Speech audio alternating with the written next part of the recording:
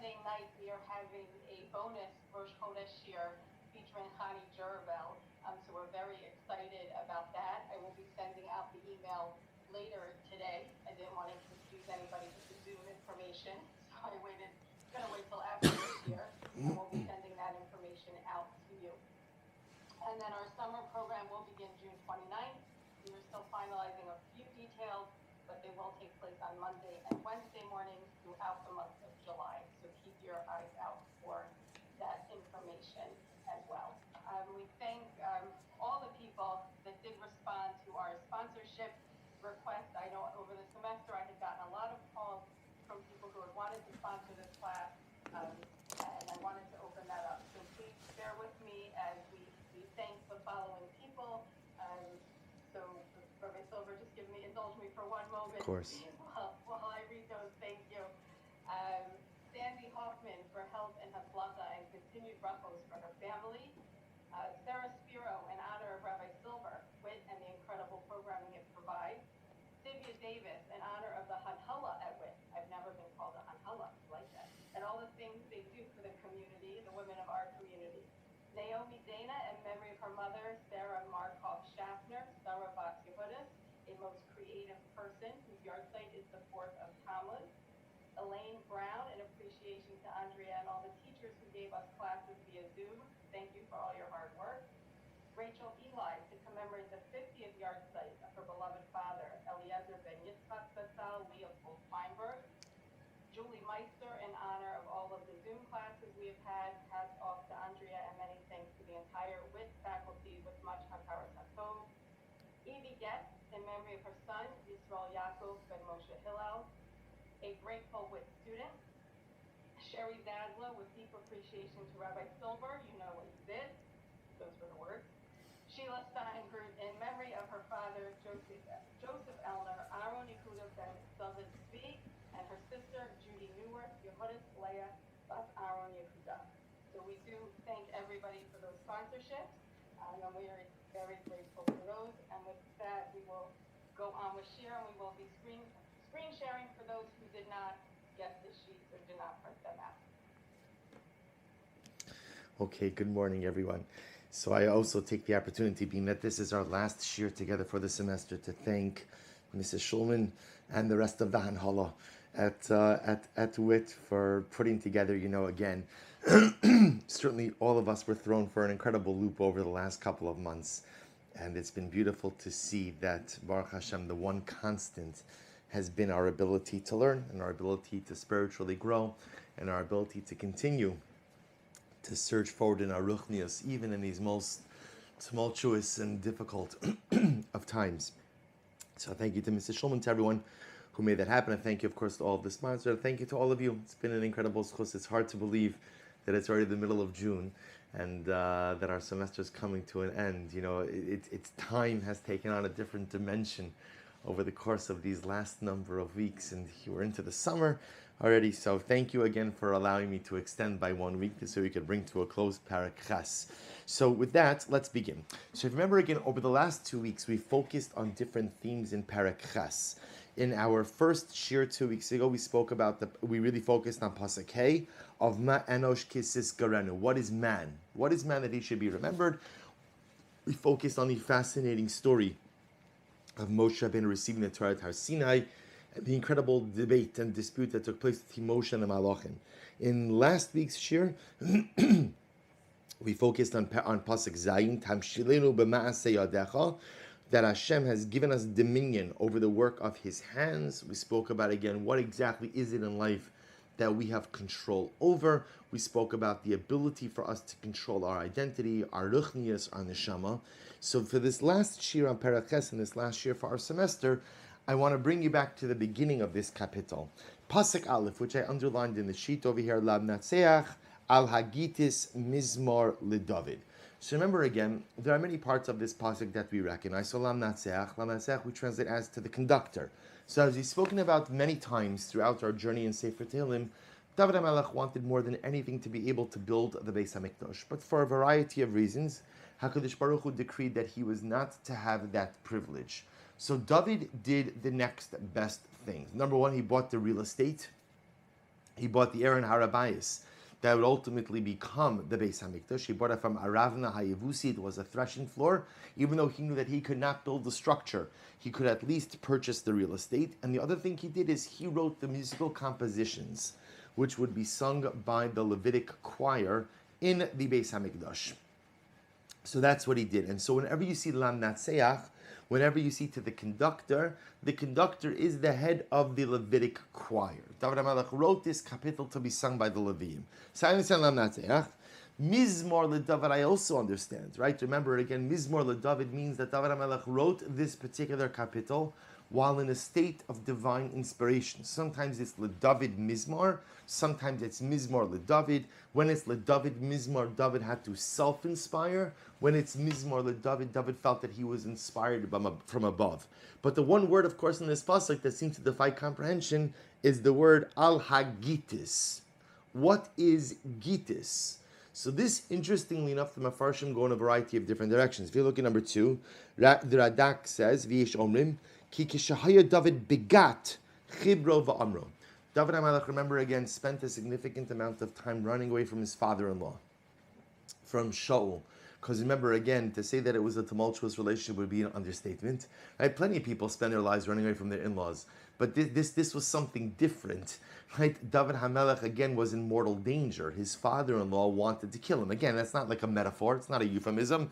It's quite literal. So one of the places where David HaMelech sought refuge was in the city of Gat. So the Radak says, Lamnatseach alagitis, David HaMelech wrote this particular kapitel while situated or while hiding out in the city of Gat.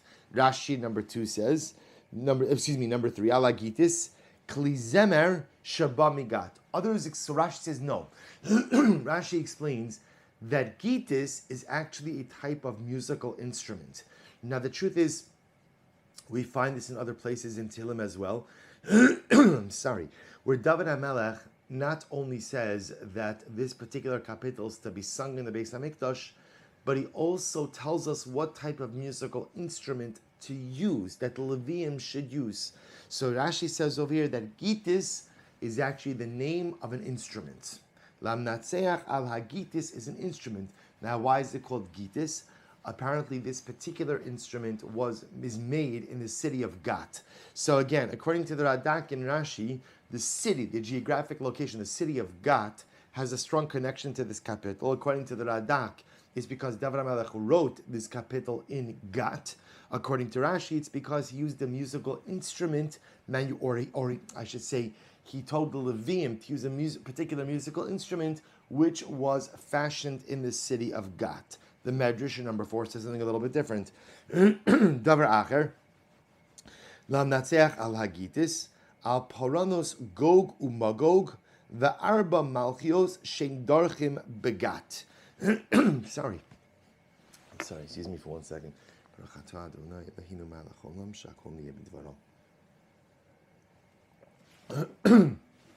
The Medrash says over here, the interesting enough alagitis, the Medrash refers to the paranios, the difficulties, tribulations, trials, and travails that will be experienced during the war of Gog uMagog. Now remember again, Gog uMagog, without getting too esoteric over here, represents the ultimate battle between good and evil that precedes the Messianic era. Before Mashiach comes, there's going to be some great war of Gog uMagog, where the forces of good and evil will have one final showdown. So the Medrash says over here that this kapitel is somehow related to that war of Gog uMagog, because what happens in the war of Gog uMagog? Shudarcham kegat. Humanity is pressed like a vat, meaning, if we look at the etymological root of the word gat, gat means a press. Not a press, not OPPR, right? A press, a wine press. A gat is a wine press. You take grapes there, you crush the grapes, and you make wine. So the Medrash says over here, Lam Natseach al Hagitis. This is referring to a time when humanity is going to be pressed like in a wine press. When is humanity going to be pressed, as if in a wine press? By the war of Gog uMagog. The problem with this explanation is, as Rashi says, in number 5, Ach inyan hamizmar eino mochiach. Topically, the context or the rest of the subject of the verse does not really seem to speak to that, right? In other words, the nature of the kapitel, we've already seen this. We see other chapters of Tehillim that speak about suffering. We see chapters of Tehillim that speak about oppression, that speak about difficulties, that speak about challenge. That doesn't really seem to be the topic of this particular kapitel. So as the Medrash seems to understand that Lamnatzech al Hagitis is David speaking about the oppression, when we are pressed like as if grapes in a wine press, by the war of Gog and Magog, by the battle between good and evil. Rashi says that doesn't really seem to be the topic of this kapitel. But I'll show you something fascinating. If you take a look at number 6, Rav Shamshon Nafal Hirsch says as follows. He picks up on this idea and he says like this. He said the word gat, the wine press, is used, he quotes in Eicha, in Yeshaya, as an allegorical expression for the grievous catastrophes which God has visited upon the nations. This figure of speech, however, indicates that what is meant is only apparent destruction, while in reality, the painful bruising pressure, such as occurs during the wine pressing operation, does not destroy, but only brings out the fine and noble essence that was locked within the crushed grape. So this is incredible. Rav Hirsch says that while it's true, gat, right, the press, often refers to suffering. Suffering, when a person suffers, so they feel pressed, they feel oppressed, they feel crushed. But Rav Shamshon Nafal Hirsch says something amazing. He says, if you walk into a wine press and you see them making wine, and let's say you have no idea what's happening over here, you have no idea about the wine process, you walk in and what do you see? You see the winemaker, right? You see the individual working in the press, taking out beautiful barrels of grapes, buckets of grapes, baskets, whatever it is, and suddenly what happens? They start smashing the grapes. And if you were to see this, you would say, Oy vavoy. Why are you doing such a thing like this? Why the wanton destruction? Why the needless destruction of the grapes? Why are you doing this? The grapes are so beautiful. They're so delicious. They provide sustenance. And here you're going ahead and you're stomping on them and you're smashing them. And for what? For what? What purpose? But of course, says Rav Hirsch, that's because the person doesn't understand that although the grapes are beautiful and although the grapes are sustaining, what you get from crushing the grapes is so much greater than the grape itself. The fascinating thing about wine is wine, right? The grape itself is ha'etz, and yet that which comes from the wine has a unique bracha, a bracha that is not shared by anything else. Only two things are like that, bread and wine, both because they sustain in different ways. So says Rav Shamshon Nafal Hirsch something amazing. Gat in a press is where you take something and pretty much you destroy it. You destroy it. But lest you think that when you destroy it, the item is obliterated and no longer, in fact, something different occurs. The original item is destroyed, but that which comes out is so much more beautiful, is so much more meaningful, has such a greater elevated status. As such, says Rav Hirsch, something amazing. Thus, the superscription of alagitis upon the wine pressing would characterize the content of a psalm as a meditation upon the ennobling effect of those afflictions decreed by God for the moral betterment of mankind, or the ennobling of man brought about by the Lord by means of such suffering. So Rav Hirsch says something really amazing. Rav Hirsch explains that Lamnatzeach al Hagitis Mizmor LeDavid is David HaMelech talking about the trials and tribulations of life, but with a different perspective. You see, a lot of times throughout Tehillim, when David HaMelech speaks about suffering, and which he does throughout much of Tehillim, because David HaMelech had an exceptionally difficult life. But often when David HaMelech speaks about suffering, the theme is normally like this. Kodesh Baruch Hu, I'm suffering. And I see no end to my suffering. And I see no light at the end of the tunnel. Very often David HaMelech's initial kind of beginnings of Tehillim are sometimes even seem a little bit hopeless and a little bit helpless. But then David HaMelech regains his composure. And what happens? He says, Baruch Hu, I know that you are with me. I know that you are always by my side. I know that you never forsake me. See, even when things look hopeless and overwhelming, and I feel alone, I gather myself together, I take a deep breath, and I realize I am never alone. And because you never leave my side, I know that somehow, some way, everything is going to be all right. That what I just told you is probably 93% of Sefer Tehillim. 93% of Sefer Tehillim is David HaMelech saying, I'm in a bad spot in life. I'm in a bad situation.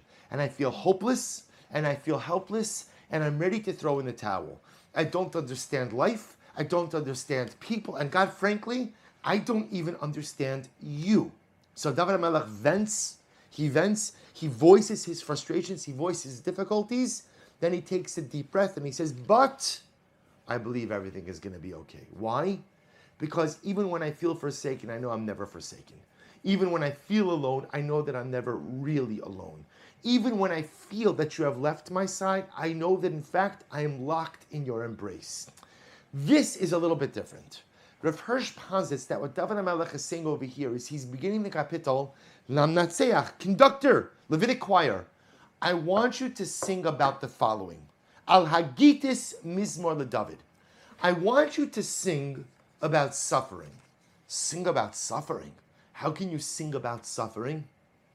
Because David HaMelech says, do you know what the incredible part about suffering is? Suffering is like a wine press. Suffering, and by the way, the metaphor is very profound. Suffering is like a wine press. What happens in the wine press? So think about this for just a moment. The grape, what was the grape doing? The poor innocent grape was minding its own business, was just going ahead and sitting on the vine, taking in the sun. Life is good. Everything is great. Then what happens? Someone plucks the grape from the vine. Okay, still puts it in the basket. The basket is nice. The basket is warm. The grapes chaverim, right? It's like the chevra's there. Everybody's together. Fantastic. Fine. Life is still all right. Okay, we get to the press. New surroundings. Okay. Then what happens? The grapes put on the floor of the press. And some guy starts stomping on the grapes. Or some press is put down on the grapes. And there's so much pressure that is put on the grapes that what happens? The grapes burst. And they think it's over. It's done.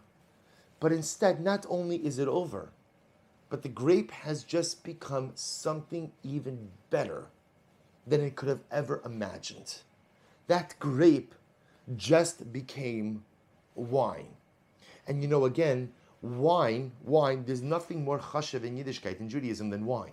Remember again, there's nothing we do in life without wine, right? Pretty much from cradle to grave, there's wine. A bris, you have a kosher bracha. Right? Shabbos Yom Tov, kosher bracha.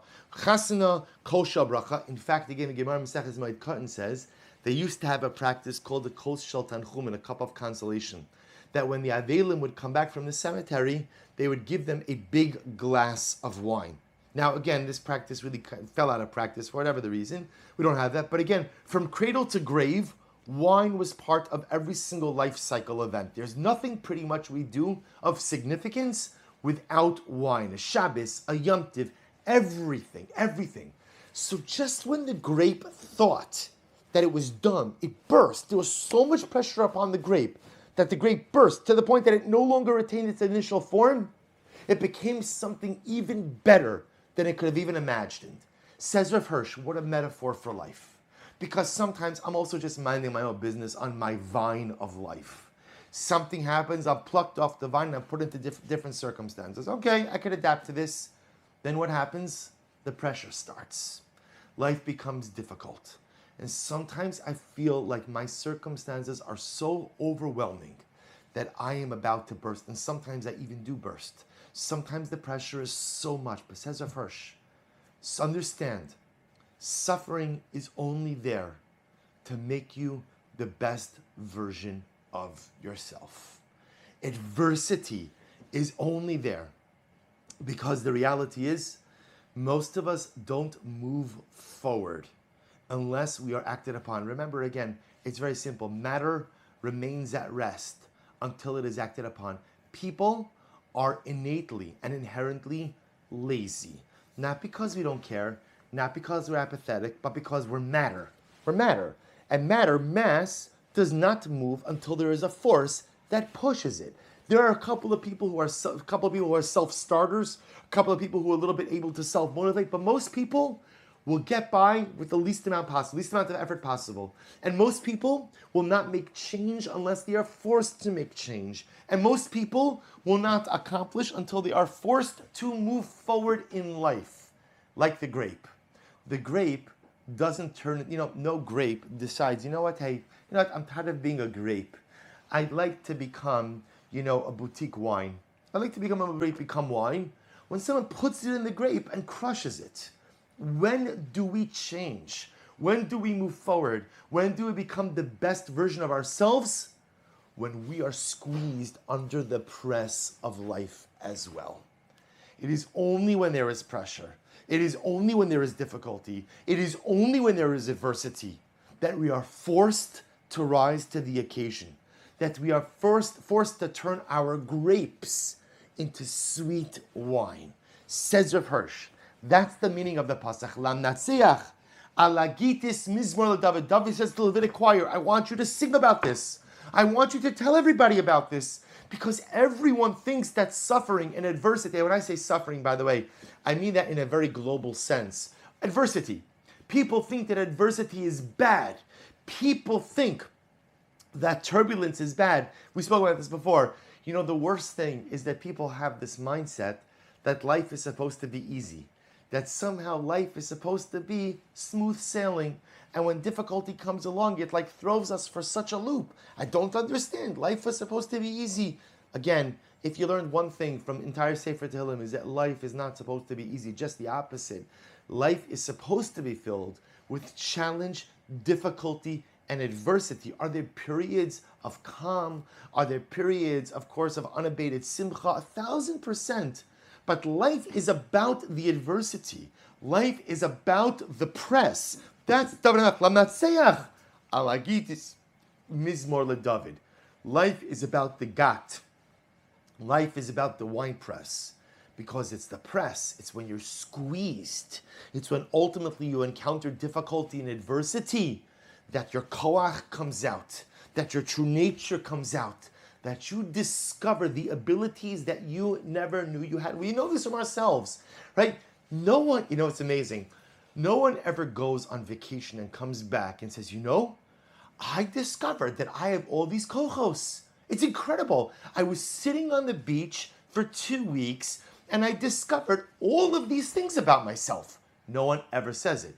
People say, I came back from the beach for 2 weeks and I'm more relaxed. Fantastic. I worked on my tan. Incredible. I reconnected with my spouse, with my family 100%. But no one ever learns new things about themselves on vacation. I'm telling you, this is mamish emes lamito.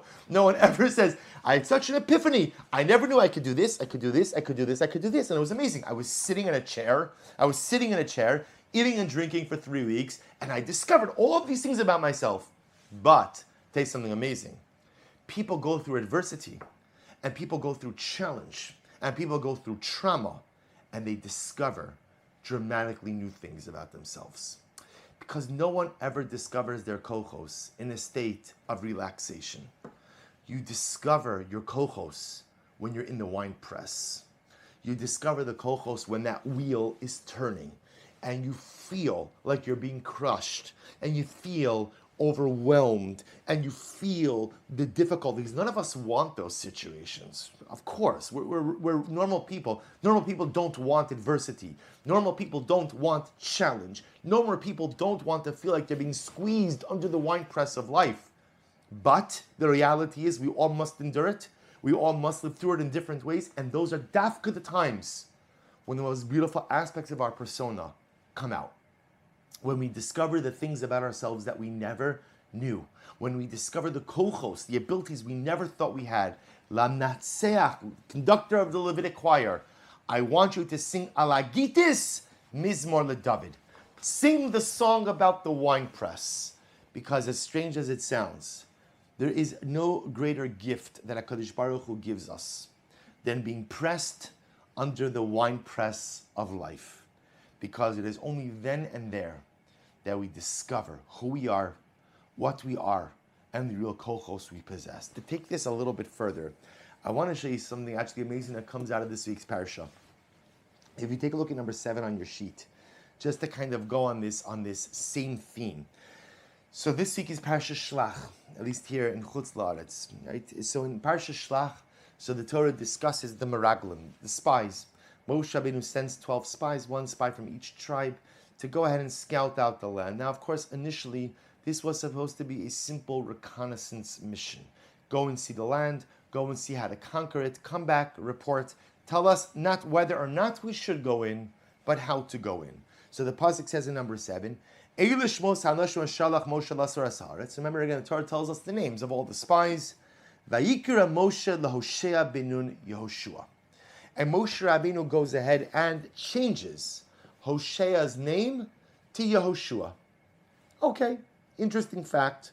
So why does he go ahead and change his name? So this, of course, is subject to a whole variety of opinions. Actually, the most commonly well-known idea, which actually I didn't put on the sheet, is Rashi. Rashi says that the Yud that Moshe Rabbeinu adds was the Yud, of course, represents the name of God, the name of Hashem. Moshe Rabbeinu was saying, Ka Yoshiacha me'atzos meraglim. May Hashem save you, Yoshua, from the council of the spies. So there are many problems with this approach of Rashi. So first of all, again, Moshe, if you know that the sin of the spies, their report is going to be so disastrous, then what? Don't send them in the first place, right? What's going on over here? If you think Yoshua needs extra help, so what's going on over here? So the Mefarshim give a whole variety of different opinions, right? So again, we're not going to go through all of this now, but the Mefarshim, others say Moshe really changed Hoshea's name to Yoshua much earlier on. But rather the Torah is recording it here. But if you skip down to number 11 on your sheet, the Medrash I just quoted to you says, L'Hoshea ben Yoshua, melamed shenispalel alav Moshe Rabbeinu. Moshe davened for Yehoshua. V'hosif la'os achas mishmam shel HaKadosh Baruch Hu. And Moshe Rabbeinu added on 1 letter to the name of Hosea. V'amar ka Yoshiacha me'atzas meraglim. May God save you from the council of the spies. So ultimately, now again, the simple understanding could be that Moshe Rabbeinu understood everything that could potentially go wrong with this mission of the spies. Quite possible. So therefore, Moshe Rabbeinu was just giving Yoshua, who was his most devoted disciple, an extra measure of divine protection, divine strength, divine providence. Why wouldn't Moshe just give this to all the spies? Okay, it's a good kasha. The Gemara, the Yerushalmi number 12, says something amazing. The Yerushalmi writes, listen to this. Rabbi Huna b'shem Rabbi Achai, Yud shenatla Kodesh Baruch Hu me'imenu Sarah, Ala Yud v'nishtateach lifnei HaKodesh Baruch Hu. V'amar, Ribon ha'olamim, akartani min hatzadek hazos. So listen to this. The Yerushalmi records a story. We know that earlier on, already in Bereshis, so our first matriarch began with the name of Sarai. Sarai. Her name was then changed to Sarah. Sarah. So HaKadosh Baruch Hu removed the Yud from Sarai and replaced it with a Hey. The Gemara says, the Yerushalmi says, the Yud was very perturbed, very distressed. So the Yud comes before HaKadosh Baruch Hu and the Yud says, Ribono Shel Olam, you took me away from the tzaddiks, you took me away from Sarai. What are you going to do with me now? I'm a Yud without a home, a Yud without a country, right? So we're Yud without a name. So what should I do now? Where should I go? So God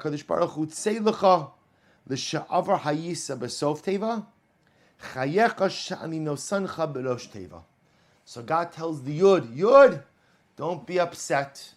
With Sarai, you were at the end of her name. I'm going to find you another home. I'm going to find you another name. And not only that, I'm going to put you at the beginning of the name.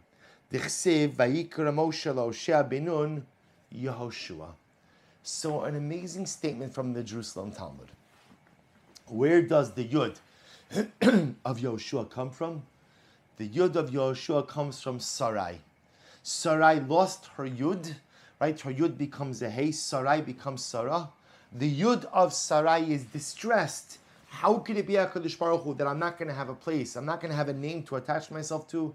Kadosh Baruch Hu says, Taira Yud, don't fret. Don't fret. I will find you a name. I will find you a home. Not only that, by Sarai, you at the end of her name, I'm going to find you another name. You're going to be at the beginning of the name. Whose name does the Yud of Sarai attach itself to? None other than Hoshea, who becomes Yehoshua. The Yud of Yehoshua comes from Sarai. A beautiful Gemara. Asks Rav Siratskin, tells Rosh Hashiva, in number 13, what's the connection? It's a beautiful Gemara. I'm sure many of you are familiar with this Gemara. But what's the connection that the Yud of Sarai ultimately comes to Hoshea?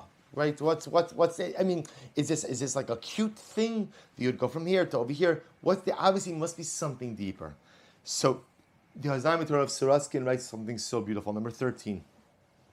He says, Lo Shebin and Yoshua, Chazal Darshu, Sheyud, I'm in number 13, right hand column. Sheyud Shenatla Kadosh Baruch Hu Misarai, Sheshina Eshma L'Sara, Amad V'Tzavach Kama Shanim, Ad Sheba Yehoshua, V'Hosef La Kadosh Baruch Hu Esayud Hazos L'Shmo. So again, Rav Saskin quotes the Yerushalmi that says, the Yud was crying out for a number of years. The Yud couldn't understand why it was so forsaken, so forlorn. It had such a nice home, right, with Sarai Imenu. And now what happens is remove some Sarai. Kadosh Baruch Hu says, don't worry, I'm going to give you another home, Yoshua. B'tzarchiyin. Lama bachru b'hoshea benun, l'hosif lo ayud, shegaro misarai. So asked of Siratskin, I don't understand. What's the connection? Why is it that the Yud of Sarai ultimately again is given to Hoshea, who becomes Yoshua? So he gives a beautiful answer. Yesh lomar, she'al yidei sheshinu es shema, left-hand paragraph. Es shema misarai l'sara, nolad lo Yitzchak. So remember again, Sarai, when she becomes Sarah, experienced a fundamental change in destiny. And it was that change in destiny that allowed her to bear a son. Sarai could not have a son. Sarah could have a son. Sarai had no offspring. Sarah has a Yitzchak. Va'adye chafetz ha'ashaya, sheyirshes kol eretz Yisrael k'mo she'amar li'Avram, ki lo yirash ben amazos im beni im Yitzchak. I'm going to read one more line. Umiloi chafetz hazeh nimsar liYoshua, shu hinchil es ha'aretz liYisrael. Ulefichach magia lo b'tzedek hayod shenilkacha misai. So Razdaim Torah writes something so beautiful. Remember again the episode. Now remember when Sarai has Yitzchak, so Avram Avinu has two sons, a Yishmael and a Yitzchak. So the Torah records a very dramatic episode where Sarai says to Avram, Ki lo yirash b'ni ben amazos. My son cannot inherit together with the son of the maidservant. Sarai Imenu says to Avraham, my son is your spiritual heir. I know you have two sons. I know you have two biological sons. But my son Yitzchak, our son Yitzchak, is your spiritual heir. Which means that it is Yitzchak who is going to go ahead and number one, inherit the spiritual legacy, but also inherit the title to the land of Israel. You see what Sarah Imenu was saying when she said to Avram, Ki lo yirash b'ni ben amazos, that there's no shared spiritual inheritance. Remember again, until Yaakov Avinu, the way the Abrahamic legacy is transmitted is from father to son, father to son. Yaakov was the first one who transmitted the legacy to all 12 sons. So Sarah says to Avraham, ultimately again, your legacy is going to only be transmitted to one son, and it's my son, it's Yitzchak. Eretz Yisrael belongs to Yitzchak and ultimately his descendants. Says Rav Siratskin so beautifully, who is going to be the leader who allows Am Yisrael to inherit Eretz Yisrael? It's not Moshe. Remember again, Moshe Rabbeinu dies in the desert. Moshe never sets foot in his beloved land of Israel. He looked at it, he saw it, but he never stepped foot in it. Who is the leader who brings Am Yisrael into Eretz Yisrael to inherit, to conquer, to divide up the land? It's Yoshua. So therefore, again, the Yud of Sarai goes to Hoshea. The Yud, remember again, when Sarai loses that Yud, she becomes Sarah. Sarah has a Yitzchak. Yitzchak is the spiritual heir of Avram Avinu, which is a spiritual legacy and also a geographic legacy of Eretz Yisrael. So therefore, the Yud of Sarai goes to the man who will be the one who will help Am Yisrael inherit Eretz Yisrael. That's why it says Rav Saratskin, the Yud of Sarai goes to Hosea to make him Yoshua, because there is a connection between these two. Sarai Imenu was the one who told her husband, you have one spiritual heir, and that's Yitzchak. Eretz Yisrael is Yitzchak's, Torah is Yitzchak's, your Ruchnius is Yitzchak. And it is Hosea, when he becomes Yehoshua, who becomes the leader, who allows that promise. Remember again, think about this just a moment. Kadosh Baruch Hu promises Avram Avinu that the land of Israel is going to belong to his children. Who is the leader who helped to bring that promise to fruition? It wasn't Moshe. It was Yehoshua. And therefore the Yud of Sarai ultimately again goes to Hosea. That's the approach of Rav Saratskin, a very beautiful and incredible approach. But I think we could take this one step further, because there's another incredible connection between Sarai and Yehoshua. What's the connection? Take a look at number 14. So remember again, this is the series of psukim, going back a little bit in the story. V'Sarai Eishes Avram lo yolda, lo, v'lo shivcha mitzvah shema Hagar. So the Torah tells a story. Sarai Imenu can't have children. She can't have children. And again, Avram and Sarah have been married for a while, and she realizes that she is not producing children, but she has a maidservant. So she comes to Avram Avinu with an idea. Vatomer Sarai el Avram, hinena atzarei Hashem iledes. Kadosh Baruch Hu has withheld from me the ability to give birth. Bona shivchasi, ulai ibanem mimena, vayishma Avram l'kol Sarai. So Sarai advances the idea. She says to Avram, I have a maidservant.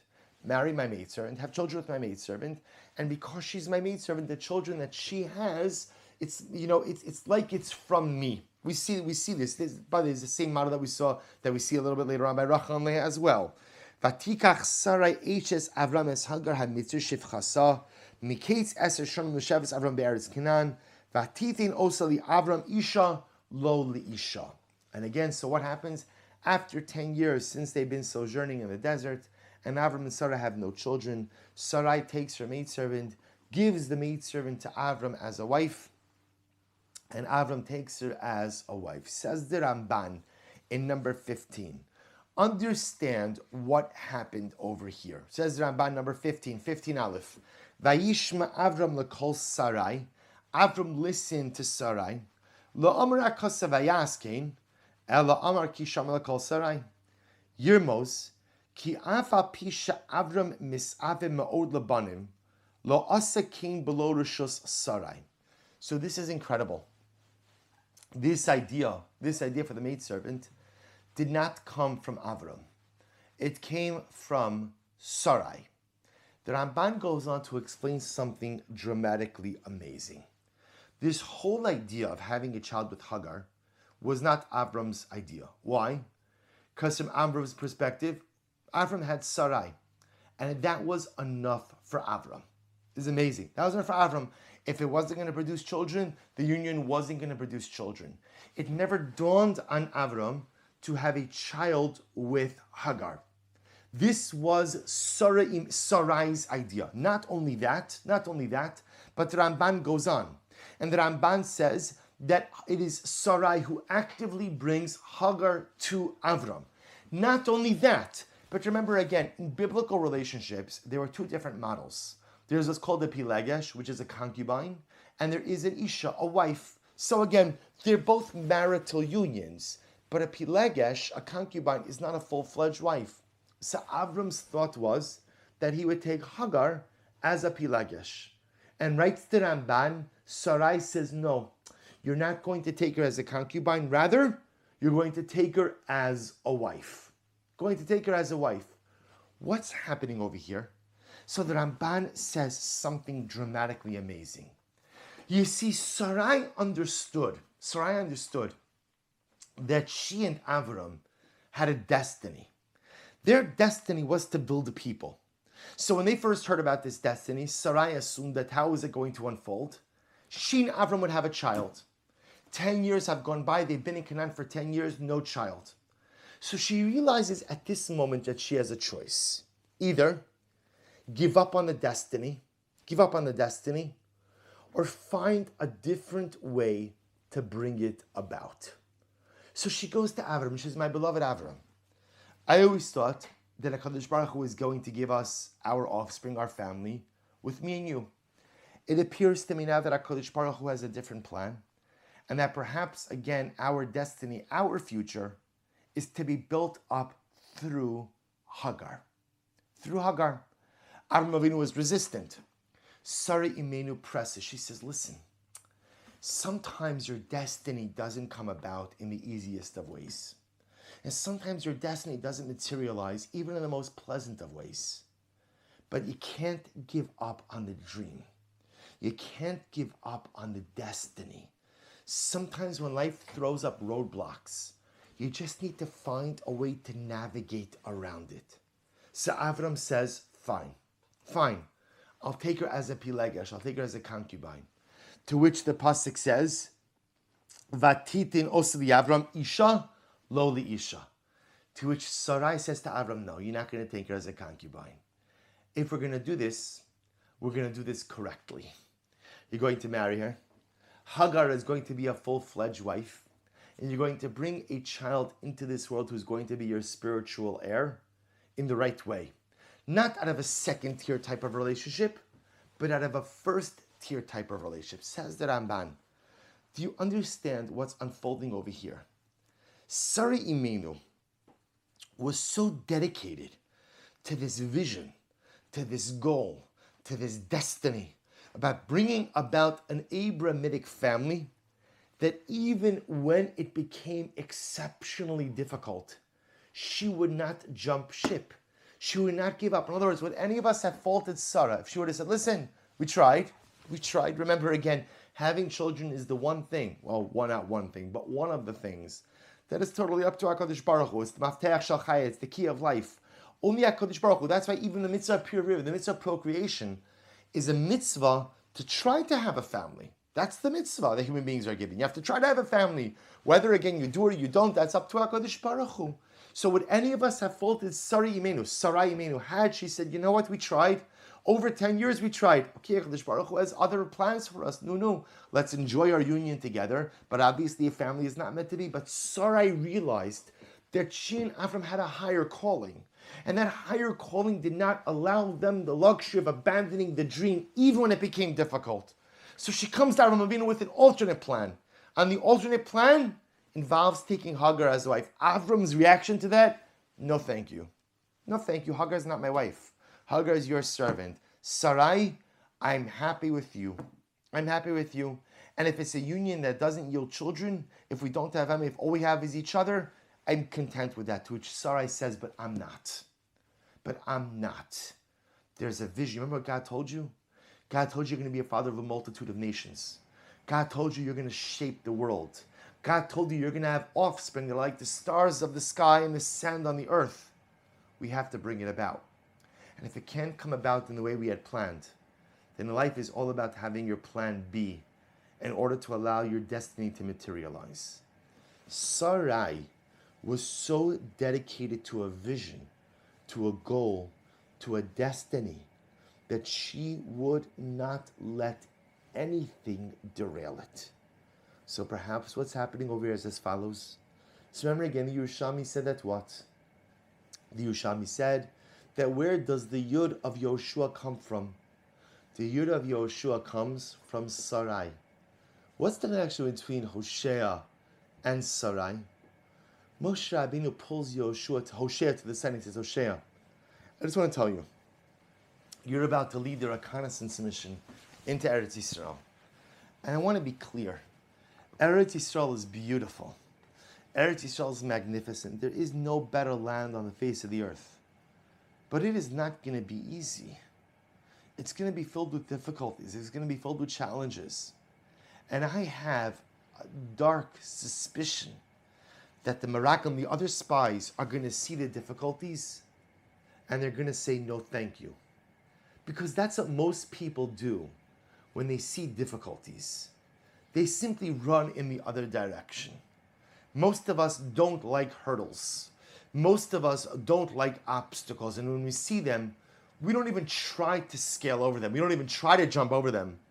We just simply go back to what we know. We just simply revert back to the comforts of mediocrity. So what does Moshe Rabbeinu do? He says, Hosea, I'm going to give you a gift. I'm going to give you a gift. What's the greatest gift that Moshe Rabbeinu could give the Rebbe, could give his Talmud? I'm going to give you a Yud. I'm going to give you the Yud of Sarai. I'm going to give you the gift of perseverance. Because Sarai was a woman who was so dedicated to a vision, to a destiny, to a dream, that even when it could not materialize in conventional normative means, she did not jump ship. She did not turn around. She did not run. She said to Avram, we need to figure out a path forward. It's not the path we planned. It's not the path we dreamed. It's not the path we had in mind. Okay, life is all about rerouting. Rerouting, right? Again, who amongst us goes anywhere today without Waze? Baruch Hashem for Waze. And what's the best part of Waze? The best part is that when you're stuck in a traffic jam, Waze doesn't say, Zeitgeist, right, that's it. Waze doesn't say, I'm sorry, right, get comfortable, it's going to be a while, right? What does Waze do for you? Rerouting.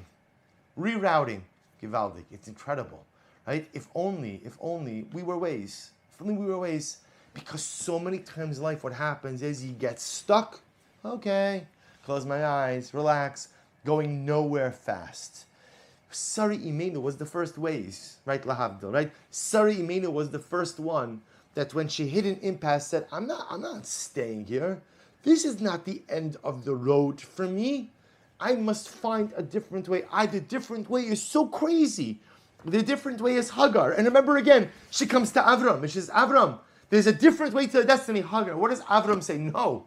Avram's first reaction is, no, I'm not interested in Hagar. I want you. I'm not interested in this alternate plan. If we can't have children together, that's it. And Sarah says, no, there's a destiny. There's a dream. There's something bigger. Rerouting. This path didn't work. We have to find a different way. So the Meraglim are about to go into Eretz. So Moshe Rabbeinu knows. Moshe, it's not that Moshe Rabbeinu knew that the Meraglim were going to say a bad report. Moshe Rabbeinu knew human nature. What's human nature? Human nature is everybody loves to dream. Everybody loves dreams. Do you know when dreams fall apart? When people realize they have to work. Everybody loves dreams, goals, aspirations, 5-year plans, 10-year plans, 20-year plans, 2-hour plans. Everybody loves them. Until you hit a brick wall and suddenly say, oh, okay, I tried. Throw the hands up in the air and revert back to mediocrity. Remember again, what does Klal Yisrael say? Fast forward a little bit. When the Meraglim come back, right? The Meraglim come back and they go ahead and they deliver their disastrous report. What do the Meraglim say? Vayomru ish al achiv nitna rosh v'nashuva mitzrayma. Do you know what the Meraglim say? The Am Yisrael says, let's go back to Egypt. Again, so understand, the Meraglim come back and they give their disastrous report. Okay, Eretz Yisrael is not good. So what do the people say? Let's go back to Egypt. Why would you ever want to go back to Egypt? Meaning, I understand if you say, let's just stay in the desert. By the way, the desert, we think Klal Yisrael was in the desert for 40 years, Nebuch. By the way, it was a 5-star desert experience, right? It was like a destination. It's like a Pesach program for 40 years, but without all the calories, right? So remember again, you've got free dry cleaning, you've got meals. All right, there probably wasn't a tea room. Chash Baruch Hu was teaching us no one needs tea rooms, by the way, least of all the Jewish people. No one needs tea rooms, but that's a different discussion. Right? In any event, for 40 years, Chash Baruch Hu is taking care of all of us in totality. We're fine. So you want to tell me, I don't want to go into Eretz Yisrael. I'll stay in the desert. Okay, I could have heard that. But let's go back to Egypt. Do you know what they did to us in Egypt? They threw our babies into the Niles. Right? Into the Nile. They afflicted us. They beat us. They killed us. Why does anyone want to go back to Egypt? Because this is human nature. Human nature is that when you run into adversity, you slip back into mediocrity. When I run into adversity, when I hit a brick wall or I hit an obstacle, let me just go back to what I know. But what you know is bad. What you know is not good. What you know is terrible. What you know is mediocre. I know, but I know it. but I know it. So when faced with the uncertainty of Eretz Yisrael and the known of Egypt, in Eretz Yisrael you can become a free people. In Eretz Yisrael you can become a chosen nation. In Eretz Yisrael you can actualize your destiny. I know, but there's nations, there's wars, there's this, there's that, there's giants, there's big grapes, there's all the stuff, everything else. Egypt, I know. They're throwing the baby into the Nile. All this stuff, but I know it. I know it. So Moshe Rabbeinu was telling Yoshua, I just want to tell you, I hope this mission is going to go well, but human nature is human nature. And when people encounter adversity, they simply revert back to what they know, no matter how bad it may be. So Hosea, I want to give you a gift. I want to give you the Yud of Sarai. I want to give you the courage to maintain allegiance and fidelity to a vision and to destiny, no matter how difficult it becomes. No matter how overwhelming, and even when you hit a brick wall, if the destiny is important enough, rerouting, you find a way around it. You find another way to get there. Moshe Rabbeinu gives Hosea not just the Yud representing the name of HaKadosh Baruch Hu, but the Yud of Sarai. Because who was Sarai? Sarai was someone who had a dream, and she did not allow adversity, difficulty, or challenge to get in the way of that dream, because she understood she had a destiny. And destiny never materializes easily. Destiny never shows up and nestles itself at your feet. Destiny never shows up and says, ta-da, I'm here. Hi, it's destiny. Would you mind inviting me in? I'd be happy to unfold right in front of you and make everything happen. That's never how destiny happens. Destiny always comes with heartbreak, with difficulty, with challenge, and with a ton of rerouting. The first person to ever teach us this was Sarah Imenu. And that Yud of Sarah, that courage of Sarah, becomes the guiding light for Hosea.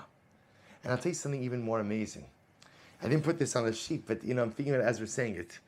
Do you know one of the things that the Torah keeps on mentioning, the thing mentioned most during the journey of the spies, you'll take a wild guess. The thing mentioned most during the journey of the spies was grapes. Grapes. Torah speaks about again how they took a cluster of grapes. Torah speaks about how they named one of the places Nachal Eshkol, the grape fixation. Grape fixation. Why the grape fixation? Because grapes are the great metaphor for life. A grape is beautiful, but you really unlock the true beauty of the grape when you crush it, when you put it under the press. The grape is beautiful, it's succulent, it's delicious, it's fantastic, but it's only when you press it that you get the most beautiful byproduct of the wine. You see, the Meraglim missed out on the entire message. They saw adversity. All they saw was big grapes. All they saw was difficulty. But they didn't realize that all you need to do is to find a different way around, to be a Sarai, to weather through the adversity, and you'll be able to actualize your identity, your destiny, and your mission. And perhaps to loop this all the way back, that's what David HaMelech was saying. Lam natseach al hagitis. So perhaps what David HaMelech was saying in this opening pasuk was as follows. Levitic choir. What I want you to sing about is al hagitis. I want you to sing about adversity in life. I want you to sing about the press. I want you to sing about the challenges. And I want you to remind people. See, people think that when you feel crushed under the adversity, under the weight of life, that's the end of the road. But it's not true. Mizmor LeDavid. Right? Look back just for one moment at that first source once more. Lam Natseach. This is the message, the eternal message of David HaMelech. Conductor of the Levitic choir. I want you to sing about the Gitis. I want you to sing about the press. What about the press? I want you to tell people that life is filled with challenges, and life is filled with adversity, and life is filled with difficulties. But understand, it's not, see, people think that when you're under the press of life, when you encounter challenges that you've done something wrong, you made a wrong turn. It's not true. The press is there to bring out the true inner beauty.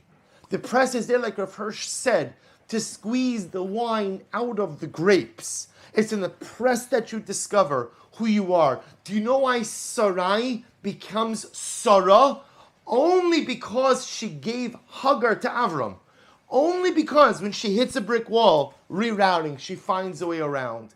Do you know why Yehoshua or Hoshea becomes a Yehoshua? Because he was unwilling to go with the disastrous report to the spies.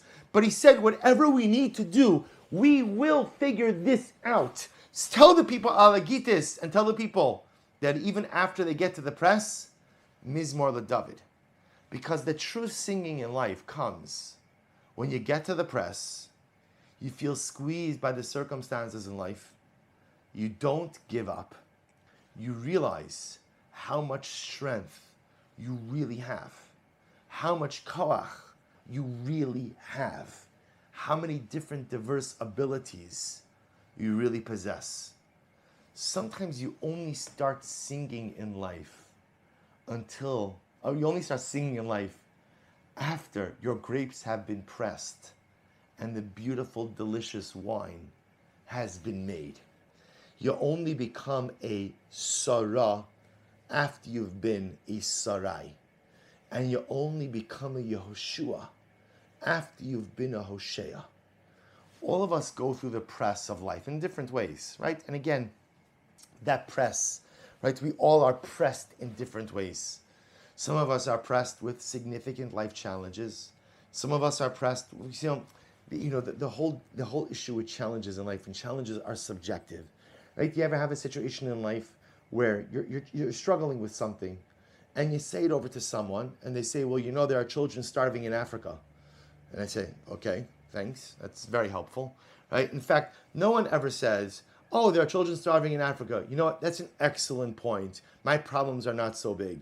Instead, usually we become pretty resentful of people who say that to us, because essentially what they're doing is they're poo-pooing our challenges. Now, while it's true, I understand my challenge may not be the biggest challenge in the world, but it's my challenge. And it's here right now, and for me it feels pretty big.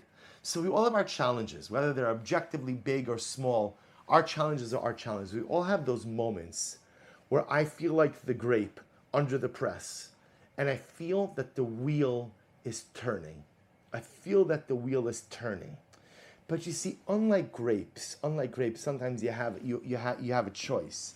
See, the grape doesn't have a choice. Once it's under the press, that's it. It's a goner. It's going to become wine. I have a choice. When I'm under that press, I have a choice. I can go back to Egypt. I can say, you know what? I hit the brick wall. Life is a bit too challenging. Let me pull back a little bit, and let me just go back to what I know. It's Egypt. It's terrible. I know it's terrible, but it's what I know. Or I could bend my shoulder. I could weather the challenges. I could realize that if I'm hitting a brick wall, it's just because I need to find another way around.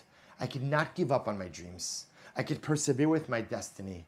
I could be a Sarai, and I could recognize that what's going to come out from the press is not my obliteration and destruction, but it's going to be the beautiful wine of my kohos, the beautiful wine of my abilities, the beautiful wine of the things that I never even knew I possessed.